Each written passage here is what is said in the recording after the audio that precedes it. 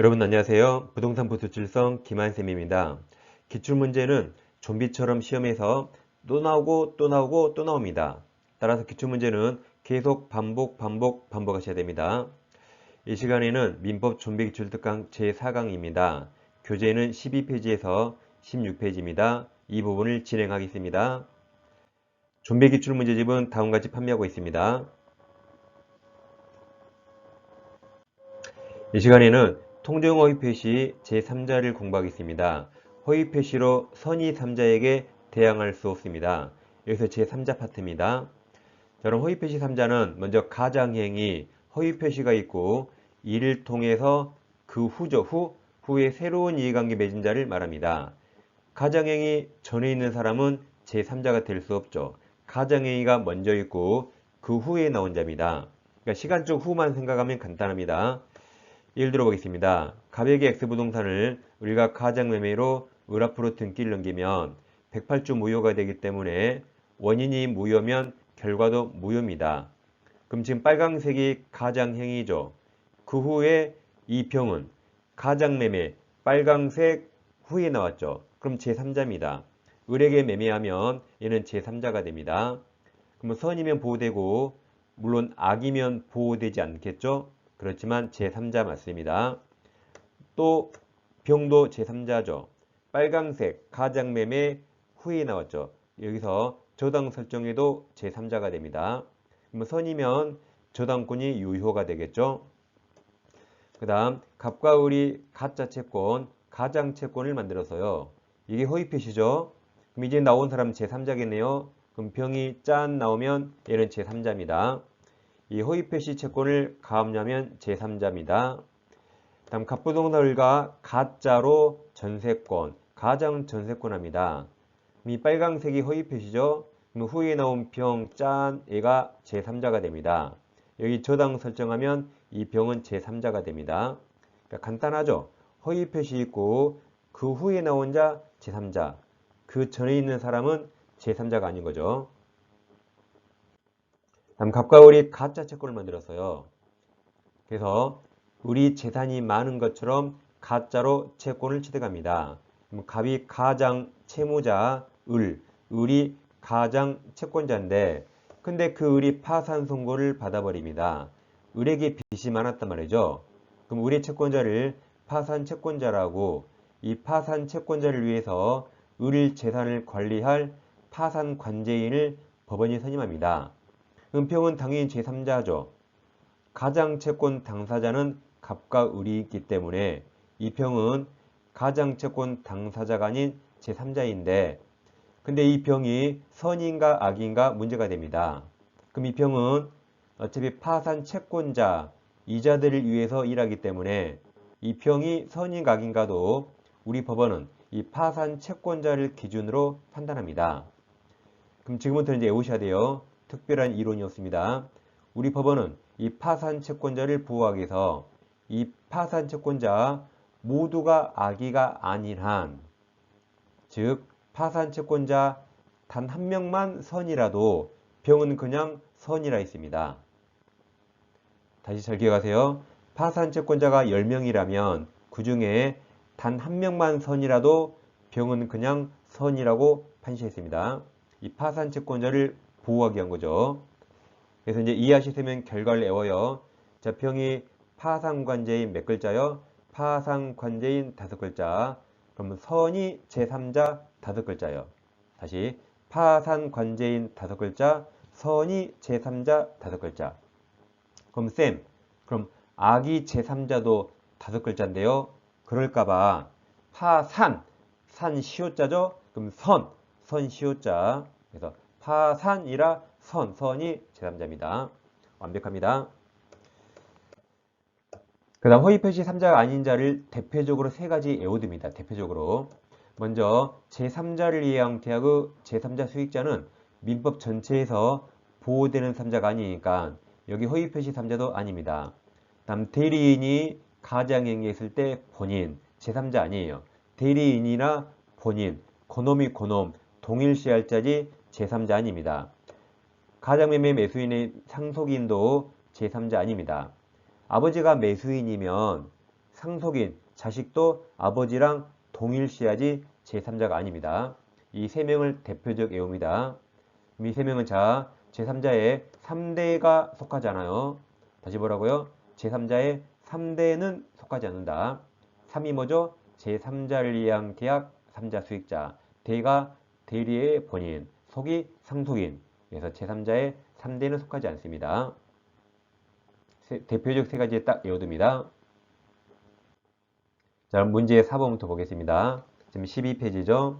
통정의 표시 모유는 선의 제3자에게 대항하지 못한다는 규정에 제3자에 해당하는 자를 모두 고른 거 그랬죠. 그럼 아까 우리가 제3자에 속하지 않은 자를 3대는 속하지 않는다 그랬어요. 이 3대가 속하지 않는 이걸 빼보세요. 그럼 디귿의 대리인 보여요? 리을이 제3자를 위한 계약의 3자 보여요? 그럼 디귿과 리을을 빼면 그냥 답이 1번 기역과 니은 나옵니다. 그러니까 외우면 바로 정답이 튀어나와요. 그럼 기역과 니은도 시험에 잘 나오기 때문에 잘 검토하겠습니다. 자, 기역에 파란색 밑줄이 있죠. 통정 허위 표시한 채권 있나요? 이게 허위 표시죠. 그럼 그것을 그 뒤에 가압류한 자. 그럼 파란색 밑줄이 있고 그 뒤에 가압류했죠? 제3자입니다. 근데 파란색 밑줄 잘 봐요. 통정 허위 표시한 채권을 네 글자로 줄이면 뭐랄까요? 다시 파란색 밑줄. 통정 허위 표시한 채권. 이걸 네 글자로 줄이면 뭐랄까요? 그렇죠. 가장채권. 그래서 5번에 1번, 5번에 1번에서 이것을 가장채권을 가압류한 자, 이 같은 말이에요. 같은 말입니다. 다음 니은. 니은도 파란색 밑줄이 있죠. 통정의 표시 후에 설정된 전세권. 이게 가장행위죠. 그 뒤에 여기에 저당권 설정받은 자, 제3자죠. 파란색 밑줄이 먼저 있고 그 후에 저당권 설정받은 자, 제3자입니다. 그럼 다시 니은의 밑줄이 있죠. 통정의 표시 후에 설정된 전세권. 이 밑줄을 5글자로 뭐라 할까요? 그렇죠. 가장 전세권. 그래서 5번에 2번에서 가장 전세권 나와요. 그래서 5번에 2번에서 가장 전세권의 저당권 취득한 자, 이 같은 말입니다. 서로 같은 말이에요. 네, 정답 확실히 1번입니다. 그럼 5번 넘어가 볼까요? 5번. 그러니까 5번에 동그라미 5번은 필요 없어 제가 뺀 거예요. 그러니까 혹시 안 보인 게 있으면 여러분들 X 치고 보지 마세요. 볼 필요 없습니다. 뭐 기출지문이 다 중요한 건 아닙니다. 뭐 10년에 한 번 나온 거 안 봅니다. 자, 5번. 통정의 표시를 기초로 새로운 법률상 이해관계를 맺은 제3자에 해당하지 않는 자. 1번 아까 했죠? 가장채권이 먼저 있고 가압류한 자. 2번 가장 전세권이 먼저 있고 저당 취득한 자. 제3자입니다. 이제 3번을 잘 보시면 자, 채권의 가장양도 그랬나요? 그럼 다시 3번. 채권. 채권이 진짜 채권이에요? 가짜 채권이에요? 뭐 가짜로 써 있나요? 채권은 진짜죠. 진짜 채권을 이제 가장양도 있죠. 양도가 가짜예요. 양도가 가짜.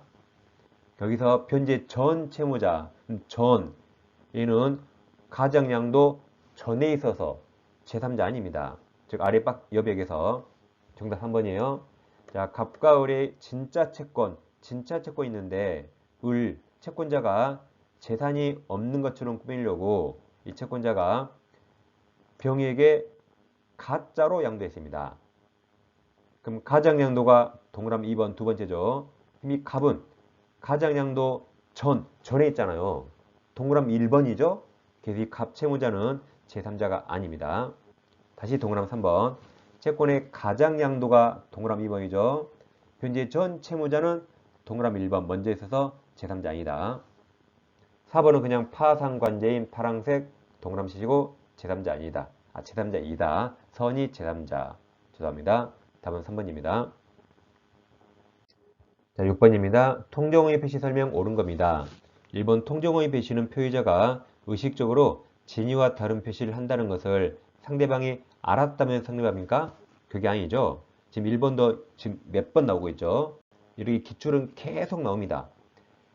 상대방이 알고 통정, 합의까지 있어야 되죠. 인식만으로 성립하지 않고 통정이 있어야 돼요. 2번도 계속 나오죠. 가장행위가 무효이면 당연히 은닉행위 무효입니까? 은닉행위 증여는 유효. 3번은 대리인이 본인 몰래 대리권 범위 안에서 상대방과 통정허위 표시한 경우 본인은 제3자가 아니라 그랬죠. 3자로 유효 주장할 수 없다. 아까 외웠잖아요. 제3자의 3대는 속하지 않는다. 대리인이나 본인 똑같다. 4번 민법 108조 2항에 따라 보호받는 선의 제3자에 대해서는 그 어떤 누구도 통정허위 표시 무효로 대항할 수 없는 거죠. 4번이 정답이네요. 5번 가장 소비대차에 따른 대여금 채권. 이게 가장행위죠. 그 채권의 그 다음 선의 양수인은 그 뒤에 나와서 제3자다. 얘는 민법 108조 2항에 따라 보호받는 제3자에 해당합니다. 정답이 4번입니다. 자, 7번은 약간 종합 문제입니다. 자, 의사호 표시가 불일치하는 경우의 설명 옳은 겁니다. 1번은 파란색 글씨 파상관제인 보여요. 그럼 외웠죠? 파상관제인 5글자, 선이 제3자 5글자. 그럼 파상관제인은 파산채권지 일부가 선이라면, 즉 한미만 선이라도 선이 맞았잖아요. 그러니까 외우니까 바로 답이 1번을 알 수 있죠. 그럼 밑에 2, 3, 4, 5를 안 읽잖아요. 근데 안 외우고 1번을 이해만 하면 옳은 것 같은데 확신이 없으니까 또 2, 3, 4, 5를 읽어보거든요. 그럼 시간이 걸리죠. 그러니까 이해하고 외우세요. 파상관제인 5글자, 선이 제3자 5글자. 자, 2번도 지금 계속 나오죠. 그러니까 기출문제는 좀비처럼 나오고 또 기어나오고 또 기어나와요. 자, 2번 비진의 의사표시는 상대방이 표의자의 진이 아님을 알았을 경우 취소가 아니라 무효죠. 우리 민법에서 취소 사유 딱 4가지, 제착사강, 나머지 다 무효입니다. 3번 또 나왔네요. 아주 징해 죽겠어요. 아주. 비진의 의사표시는 상대방과 통정이 없다는 점에서 착오입니까? 통정어의 표시죠. 통정어의 표시와 구분된다. 진짜 어이가 없습니다. 정말로. 4번 통정어의 표시 무효에 대항하려는 제3자는 자신이 서진한 걸 증명할 필요 없다 했죠. 지난 시간에 했죠. 제3자는 선의로 추정되니까 입증 책임 없습니다. 5번은 바로 이어서 할 겁니다. 일단 읽어보겠습니다. 매수인의 채무불이행을 이유로 매도인이 계약을 촉구하기에 해제했다면 하였더라도 착오를 이유로 매수인의 취소권은 인정되죠. 우리가 좀 이때 해제 후 취소할 수 있다고 외울 거예요. 해취할 수 있다. 기침할 때 해취하죠. 해제 후 취소할 수 있습니다. 정답은 1번입니다. 자, 이어서 03번 착오로 가겠습니다. 자, 갑과 을이 매매했는데 갑이 착오에 빠져 매매했습니다. 그럼 보통 매매계약은 갑에게 보통 불리하겠죠? 그럼 을에게는 유리하겠네요. 보통 그럴 겁니다. 그럼 갑은 매매계약 취소를 원할까요? 취소를 막아야 될까요? 취소를 원하겠죠. 그럼 을은 자기에게 유리하니까 취소를 막아야겠죠. 서로 이렇게 상반됩니다. 그럼 갑은 취소를 원한다 말은 법률행 효력을 부정하려는 자, 부인하려는 자고, 을은 취소를 막아야겠죠. 그 말은 법률행 효력을 계속 인정하려는 자, 주장하려는 자입니다. 서로 상반됩니다. 그럼 취소하려는 갑은 법률행 내용의 중요 부분에 착오해 있다고 그걸 갑이 입증합니다. 그럼 을은 취소를 막아야 되죠. 그럼 을은 갑 너는 중과실이 있어 라고 중과실이 있으니까 취소하지 못한다라고 상대방 을이 중과실 여부를 입증합니다. 이 입증책을 서로 나눠 가져요. 자, 그럼 착오에 빠져 의사표시 했습니다. 그 원칙, 그 의사표시를 취소할 수 있을까요? 없을까요? 원칙 취소할 수 없습니다. 착오는 나 혼자 착각에 빠졌죠. 그럼 책임져야 돼요. 원칙 취소할 수 없습니다. 예외적 취소할 수 있고 그 예외적 취소 요건이 109조에 써 있는 겁니다. 아까 보신 것처럼 첫째 법률행위 내용이 되고 착오는 중요해야 됩니다. 그리고 중과실이 있으면 취소할 수 없기 때문에 중과실이 없어야 취소할 수 있습니다. 그럼 아까 여기까지 앞부분 아까 표의자, 착오자가 입증한다 그랬고 그다음 중과실 뒷부분은 상대방, 취소를 막으려는 상대방이 중과실을 입증한다고 했습니다. 그럼 착오 중에 특이한 게 동기착오가 있어요. 동기착오는 의사표시는 제대로 했지만 그거 하게 된 동기가 착오입니다. 그럼 동기착오는 일반 착오와 똑같아요. 원칙 취소할 수 없습니다. 취소하려면 똑같아요. 법률행위 내용이 되고 중요 부분 착오고 중과실이 없어야 취소할 수 있는데 동기착오는 마음속에 있으니까 어떨 때 법률행위 내용이 될까가 중요합니다. 그럼 동기를 표시했다면 상대방이 알아먹었죠? 그럼 내용이 됩니다. 그리고 표시하지 않았더라도 이 동기착오를 상대방이 유발했거나 제공했다면 내용이 됩니다.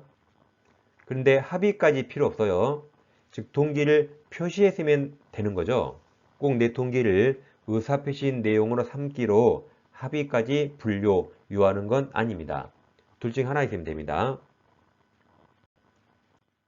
다음 착오 취소 요건에서 아까 중요 부분을 판단할 때 우리 대법원은 경제적 불이익이 있는가를 판단합니다. 그 다음 중과실 없어야 취소할 수 있다 그랬죠. 그럼 표의자에게 중과실 있으면 원칙 취소할 수 없는데 이 예외적으로 상대방이 그 중과실을 알고 이용하면 상대방이 더 썩을 놈이라 이때는 예외적으로 취소할 수 있다라고 이 판례가 시험에 가장 많이 나옵니다. 예외적 판례를 잘 기억하세요. 다음 착오는 다른 제도 관계가 중요한데 먼저 1번이 시험에 두 번째로 많이 나옵니다. 자, 해제 후 취소할 수 있는가? 그럼 취소하면 무효가 되죠? 할 수 있다. 그래서 결과를 아까 외웠죠? 기침할 때 해치할 수 있다. 해치할 수 있습니다. 즉 갑부동산을 을과 매매하는데 우리 착오에 빠져 매매했습니다. 그 매수인이 중도금 계약금 지급하면서 위약금 약정됐어요. 그리고 나서 매수인이 중도금을 못 주니까 채무불이행이 됩니다. 그래서 갑이 상당 기간 채고하고 계약을 해지했어요. 그럼 을이 잘못해서 갑이 해지했으니까 갑이 계약금을 몰수하고 안 돌려줘요. 그럼 을은 계약금을 못 돌려받죠.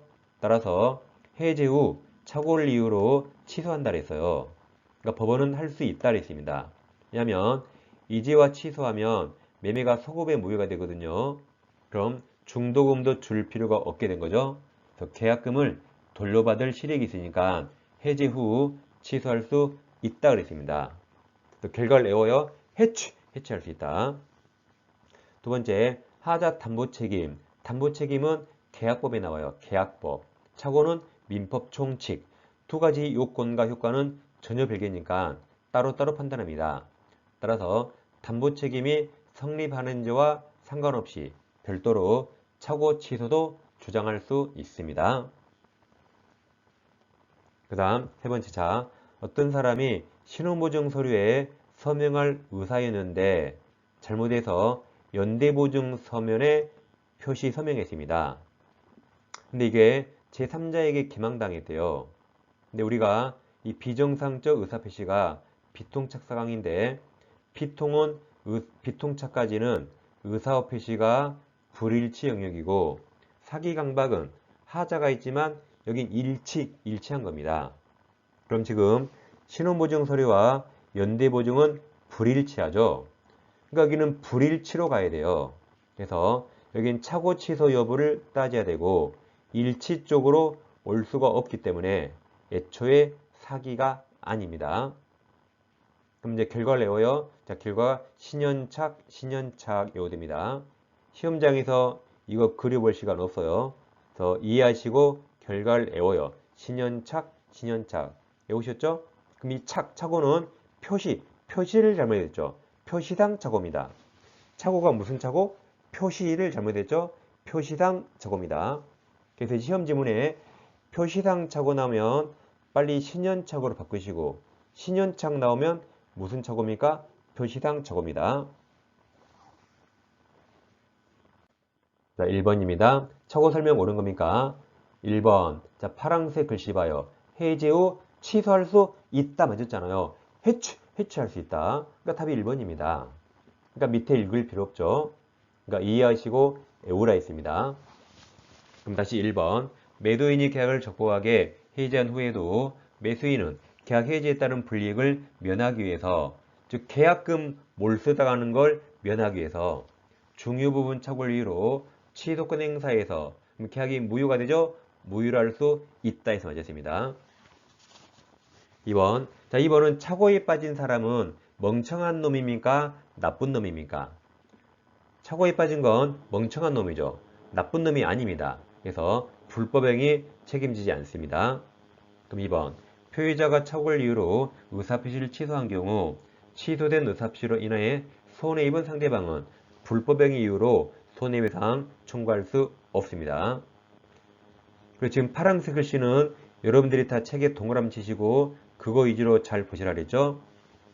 자, 3번. 착오에 의한 의사표시로 표의자가 경제적 불이익을 입지 않았다면 착오를 이유로 취소할 수 없다죠? 중요 부분 착오가 아닙니다. 4번이 아주 중요하죠.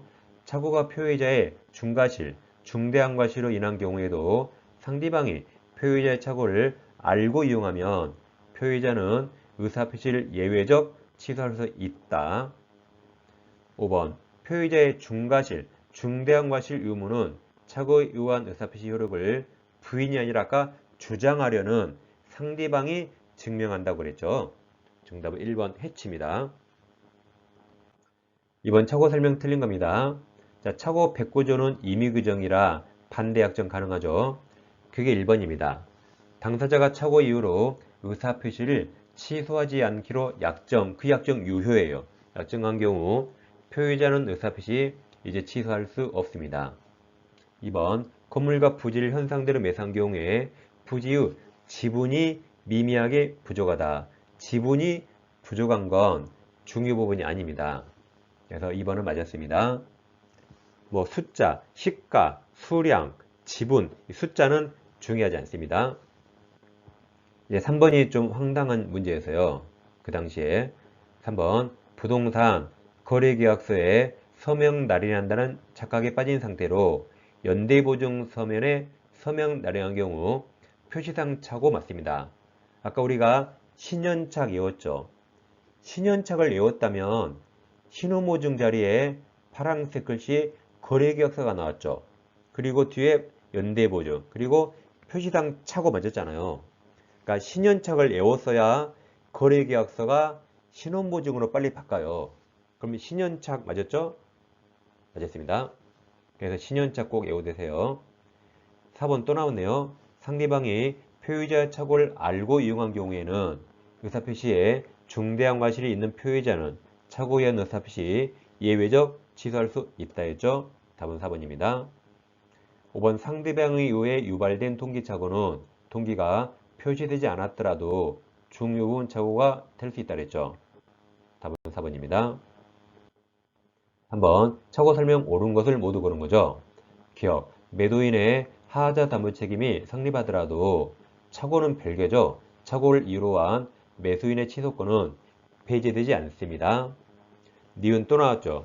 경과실은 중과실이 아니라 취소할 수 있습니다. 경과실로 인해 착오에 빠진 표의자가 착오를 이유로 의사표시를 취소한 경우 상대방에 대하여 불법행위 책임 지지 않는다 그랬죠.